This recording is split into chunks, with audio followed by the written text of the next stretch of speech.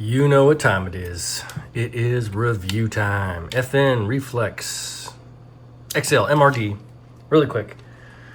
My mic is placed on my collar and it's muffled, so I do apologize for that. I'm just catching that one commenter who's like, "Man, you're all muffled," and I am sorry for that.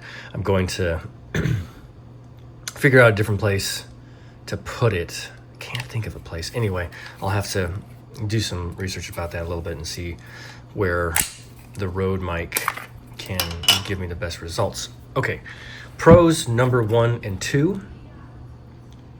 There, you could argue that they're one and the same, and I'll wait. I describe it, and so I'll just make mention of it right now. Give you a heads up.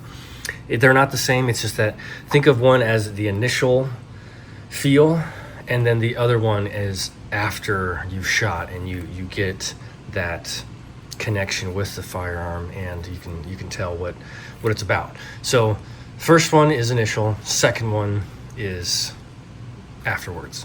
Okay. And then the last thing I mentioned is I had a couple of failures to feed, which if you watched rounds 900 and 1000 especially, there was more than just a couple. So however, because I had 1,000 rounds, I am not going to take that into consideration. In this review, I don't necessarily. I mention it, but I chalk it up to being as ammo. Since those the 10 rounds that I shot in the video, they didn't have any issues. And so these last 300-400 rounds that I had, yeah, one could say that was kind of wonky. I'm going to chalk it up to ammo also being used. I need to do a deeper dive with a brand new Reflex XL MRD somewhere down the line. So for now, I'm going to let this review stand. It is good. It is complete. I feel happy about it. Hope you enjoy it. No outro. Thank you so much for being here. Enjoy. This video is intended for educational and informational purposes only. All firearm handling shown is performed by trained individuals in a controlled environment. Always follow the 4 rules of gun safety. Number 1, treat your firearm as if it is loaded. Number 2, never point a firearm at anything you do not intend to destroy. Number 3, keep your finger off the trigger until you're ready to shoot. Number 4, be sure of your target and what's beyond it. Comply with all local, state, and federal laws regarding firearms. Do not attempt to replicate any action seen in this video without proper training and safety measures. The creators assume no liability for misuse or unsafe practices.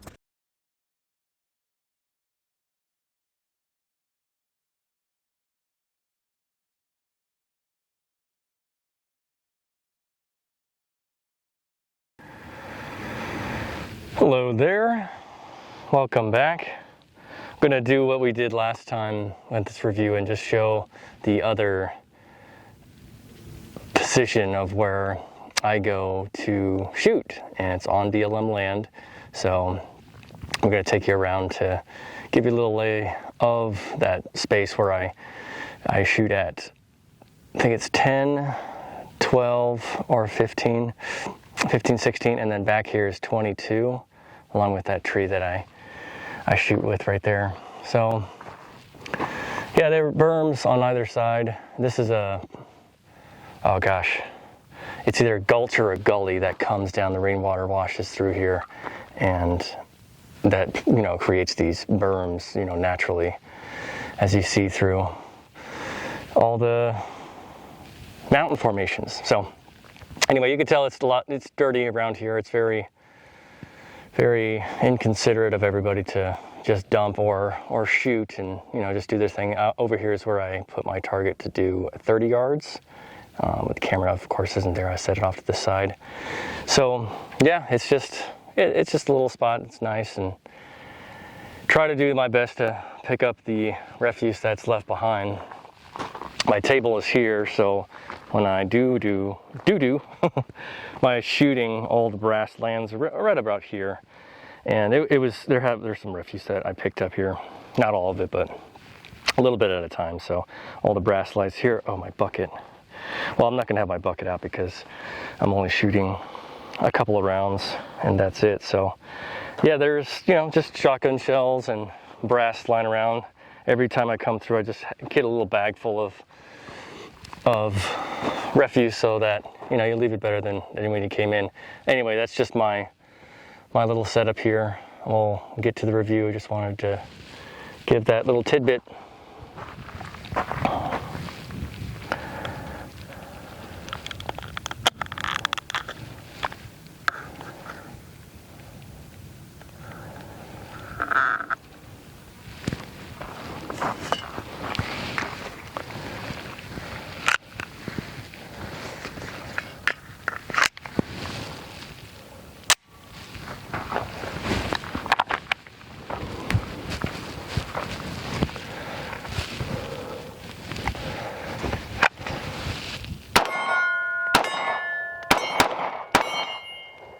review.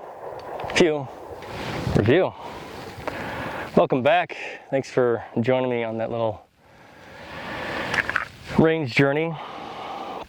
We're here with the FNreflex XL MRD micro red dot. That's the MRD, that's what it stands for. I put that in one of the videos. So 1,000 round review series, shot 1,000 rounds through this bad boy, and now I'm doing my review. If you've been here before, you know how I conduct these reviews, and the episodes prior, 10 episodes of 100 rounds each, so 10 episodes equaling 1,000 rounds. Different grains, different distances. Sometimes I get locked in with a specific target or a specific distance that I want to hit with the firearm. So at various times I just may stick on to 50 yards or 30 yards or 20 yards, or the humble tree, which is the tree target that I shoot at, you know, the one that spins with the targets back and forth, flapping back and forth. Today I decided to go with a normal getup. This is my everyday wear. I just have jeans and a t-shirt, although this one has shrunk quite substantially. It's supposed to be a bigger shirt, obviously, so it doesn't show doesn't print for your firearm. And it's a little bit thicker, so when wind blows, it kind of just looks like it's clumping up, not that it's going to print the firearm itself. So yeah, I wanted to show for continuity, and also there's been some questions about my gear, and I'll probably make a separate video about what I wear, what I carry, all that stuff that like everybody does, just to show, you know, a different side of everybody's build, and my build in particular. So yeah, that's the getup that I have. It's just a t-shirt with jeans, and like I want to have that not happen, where if I raise my arms, my t-shirt doesn't go above my waist and you could see what I'm carrying, right? So this usually would still sit right here at just below my waistline, my belt line, so when I raise my hands it doesn't do that. It's shrunk, so I got to get another one. Anyway, thank you so much for being here. Everybody's been super responsive. Comments have been coming in. I really do appreciate everybody that has commented, good or bad, whatever the case. I still respond to them, and I will always try to respond to them in a timely fashion. So thank you so much. Everybody has been giving critiques and feedback, which I do appreciate. I'm very receptive to it, and I make changes as necessary too, that people are interested in seeing, which I'm also interested in as well, because in my mind I have a focus, right? And sometimes you get lost in that focus. So it's nice to have another perspective, ask a question. Oh yeah, I remember this, and oh yeah, you're right, that could be something to look into, or that's a great idea. Because I'm one person, right? And this is just a way for me to share what I want. At the same time, take feedback and get different viewpoints from others, so that I can make it more dynamic and creative too. So everybody is part of that process. So again, thank you so much, everybody. All you folks are awesome, and hats off to you for being here. So thank you so much. I get excited for shooting. That was okay. It was all right. I was just thinking of the cross-eye dominance. What do you call it?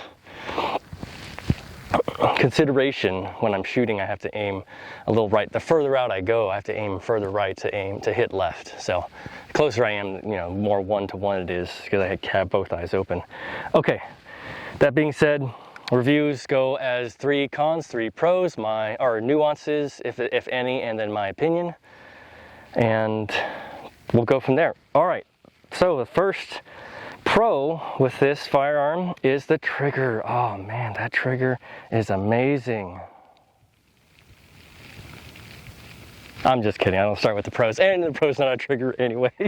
If you watch the episodes, you know that the trigger has been, it's been a point of interest for me, so I'm just messing with everybody.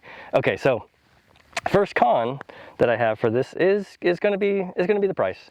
I know the CC9 from H&K, all of the Belgian, Austrian not necessarily Glock, but German, like H&K. These firearms coming over from Europe, they can get a little pricey, and that's the standard that they keep, which obviously this is a slimline. I don't want to say micro compact, but it is a micro compact. It's just the extended version, so it feels like a full size, and with a slide as well. The price MSRP is around $720, $740. I got it for $700, and it was used, but it came with a Holosun 507 or 509 or some 50 series red dot that came with it, and I don't know how many rounds were shot through it, so I got it on the used market for right around 700, 720. That ballpark I have to check. Excuse me. And even though the CC9 and the VP9, all the different Belgian, Austrian, Italian, let's just say in general German, in general those manufacturers are going to have, and always have been, a little bit pricier in their firearms. That to me is going to be a negative in this sense, just because I have a comparison with other FNs, with especially their trigger and also the feature set, and just little things that to me I feel should be there given the class and the platform that it's competing in. So for me, I think that the price, which is, like I said, it's around 700 MSRP, it's just a little too much, you know. So that first con for what you're getting into, as opposed to what you could get into in the same class, although it is kind of in that range. Like SIG P365 was around 700, 800, I think, and then the Shadow Systems CR920 XP, that also was, I think it was a 700, 800 dollar pistol. Canic though, Canic was cheaper. So you know, you have other firearms in this class that are going to be a little bit cheaper, and then we'll have a little bit more to offer. So that to me is, in this case, after having shot all those firearms, is a con. The next one up is the notorious trigger. Okay, so that trigger, if you know and you've watched the episodes, you know that it's a 4 to 4.5 pound trigger. And it's just weird. So when you take up, the wall is right here, but there's still some squish in there, and then it break. And that's weird. And I don't know if that's from the factory, because this is used. So correct me if I'm wrong. If you have your FNreflex, MRD, XL, whatever version that has this hinge style drop safe trigger, do you have that same problem where it just has that little wiggle in between, that mush? It's not mush, it's like a springy. So the wall's right here, but I'm springing back and forth. It's just strange. It's strange. Okay, and I brought the big brother, not big brother, I brought the sibling, just whatever you want to call it, over the 509C that I have shot before, and I have the review, if you want to watch that for reference. This has the stock trigger on it. I also bought this one used. This has the stock trigger, but the take up, and it's a trigger blade style safety instead of the hinge style. Take up is right here, definitive wall. There's no wiggle. You can see the trigger's not wiggling, and then break. That's it. And then even the reset is just right there. So this is a definitive trigger for me and for other shooters that I love this style. And it's a 5 pound trigger. Oh no, this one was 6. I think this one was a 6 pound trigger. That was interesting. For me, then, having this hinge style, which, you know, I like the trigger blade style better, but I could still deal with it if it gave a little bit more distinct, deliberate action for the trigger. Now the reset, out, out, out, and then reset. That's a negative. We can switch it out. You can do, you know, different things to it if you want to. I personally like to take it from the factory, so you can see, you can see what you'll be getting out of the box, and that's what I do here on my platform, or on my reviews. So yes, and watch through my videos, my episodes, because I go over that in detail. I do the trigger pull with thingy, and it's a tough one. It is definitely a tough one. Otherwise, one of the bigger negatives of the firearm, again, this is my take. Some people may like it. It may have resonated with you. It could be good for you. You may prefer it.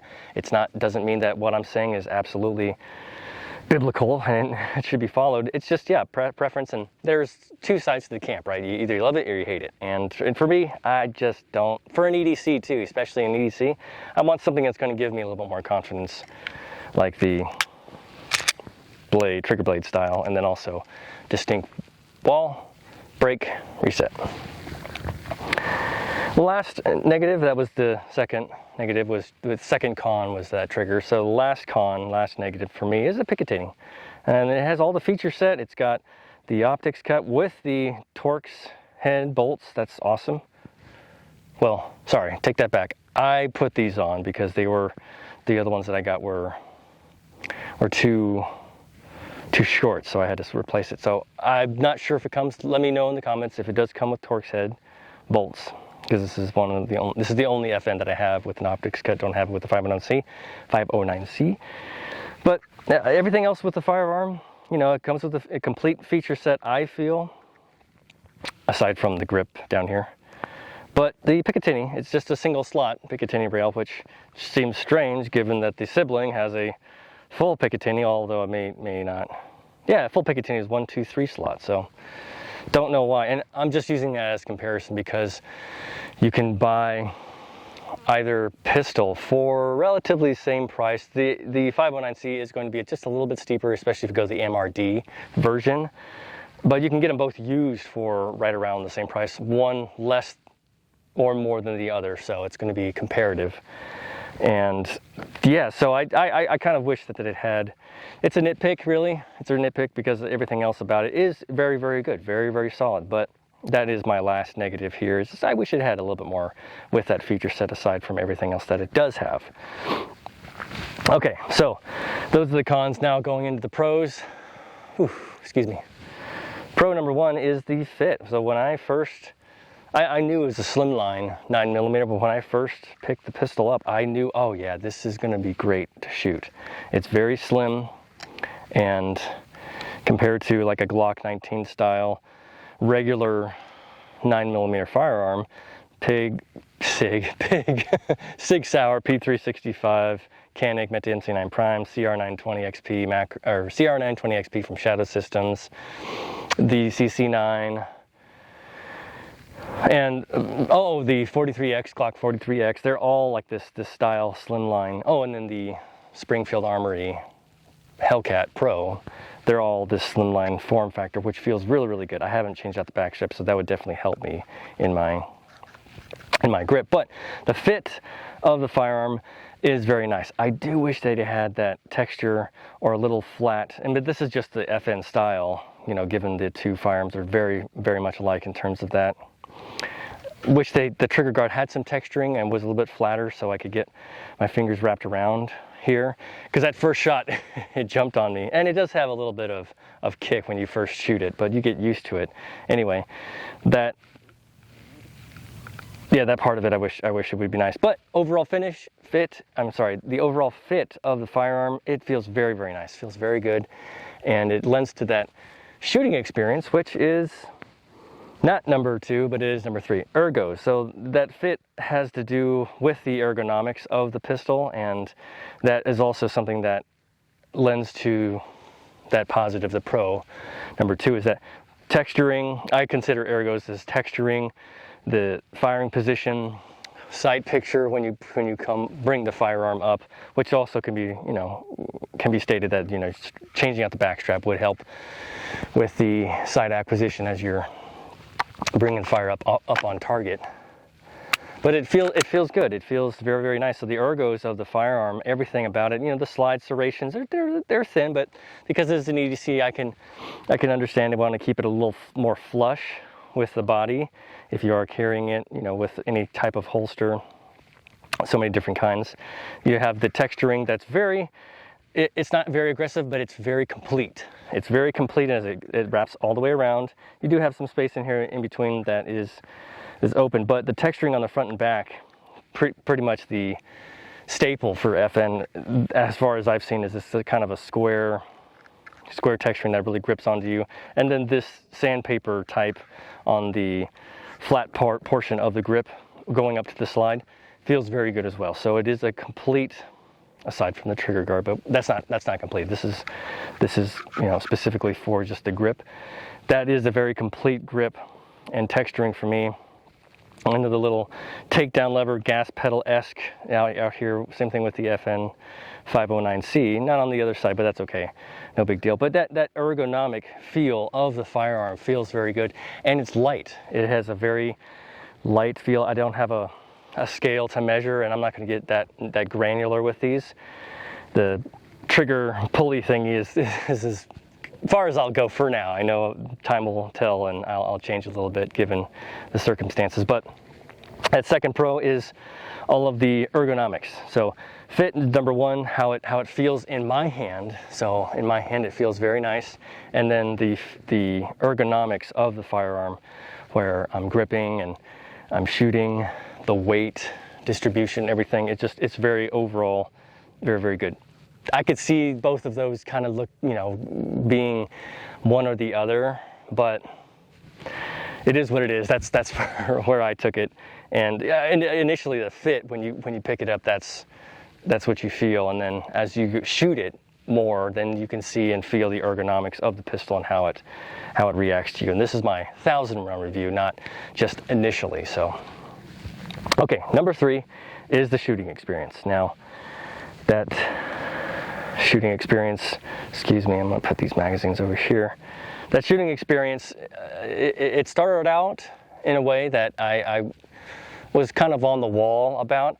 That's why I do these, though, is I got to experience something grow into the firearm over time. And I like when that happens, because then I get to really take in things that initially I may not have liked. And first impressions are lasting impressions, and they are one of the most important.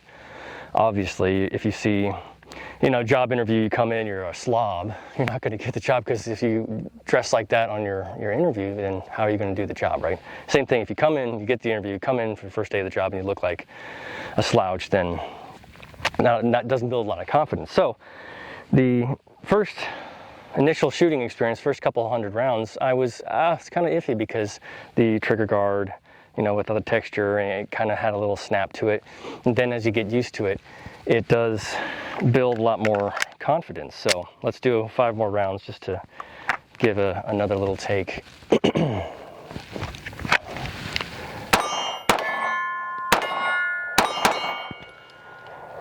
Great pause. That, what was it, third shot was unintentional because of that trigger. I had so many of those unintentionals because of that trigger, and it is a negative because I'm trying to shoot quick. I'm trying to get back to reset, back on target. And I'm ready, and just that slight pull, it just goes off. But I made all 5, so I'll take it. Although, and because I'm already downrange and not in my holster pulling the trigger, obviously, then that's my fault. That's not the firearm's fault. But that unintentional that got me a lot. I hit a lot. I was on target because of that shooting experience of the firearm. I was able to get sight acquisition quicker. And then if I had an unintentional pull, then I'd still hit the target, which I take, but that's not what you want on the range, because you want to practice that trigger discipline, right? However, you can tell that shooting experience is nice. It's very nice. It's very accurate. It connects with me that there's these types of characteristics that you can't explain when you pick up a firearm and you're just good with it. You can just shoot it, which you want to say is every firearm, but there are slight differences and nuances about each firearm that can lend to a different experience, along with the ammunition. So many different factors, right? But this one, for me, just like the sibling, the 509C, it meshed really well with how I shot. The first 200 rounds, like I said, initially I was like on the fence, but then as I grew into it, got used to the trigger, even though I still haven't gotten used to it. I enjoyed it, and that shooting experience was very positive for me. I really did enjoy shooting the firearm, and I have the things negative to say and the things good to say. So that's my 3 pros and cons. Going into a nuance is the slide. There's several nuances, but I'm only going to mention one here, the slide. So you do it fast, and it's been lubed. This has been lubed and cleaned and everything. You do it fast, it's just butter. It's bunny, it feels nice. Nothing, no problem. Might be the spring that's been worn. I don't know, like I said, how many rounds have been through it or if it was switched out. But if you watch, pull the slide back, it's linear. There's a hang up right here. And then I pull a little bit more and then a little bit more. So I'll do that again. And I'm doing this very deliberate. So you can feel the take up right here, but then it stops. You know, if I'm doing it fast, you don't feel it. But when you do it slow, it stops right here. There's a little hiccup. It stops right there, and then it stops again right here, and then another little pull. It reminds me of the Shadow System CR920XP. The Shadow System, that one had one definitive wall where you had to really yank back on the slide. Like I said, it could be the spring, could just be the setup, and you know, you can get aftermarket stuff to fix that. But again, coming from the factory, tell me if I'm wrong, because I could be misinformed, incorrect with my firearm. But that is kind of weird. Doesn't take anything away from it, because you're not pussyfooting to rack the slide back, right? And as you're shooting, the reciprocation is fine, and I had no issues. There were a couple of failures to feed, but I presume that's just the ammunition. It was strange that it was happening, and then every single time I would load, there would be a little slide issue initially getting the round in, and they were all round ball ammunition. It wasn't the flat face like the Federal 147. In any case, that nuance with the slide is interesting, and that's not a big deal because it didn't hang anything up. It didn't cause any stovepipes or big issues that were catastrophic. So, but yeah, that other one with the couple of malfunctions, if you want to call them, and I presume those were ammunition related, not the firearm itself. So my opinion, it is a good firearm. It shoots very well. I think that you have cheaper options out there. You have more user-friendly options, and I'm considering the trigger. Again, I don't know if that's coming from the factory because this was used, but this does come from the factory. Whether they switched it out or not is beyond me.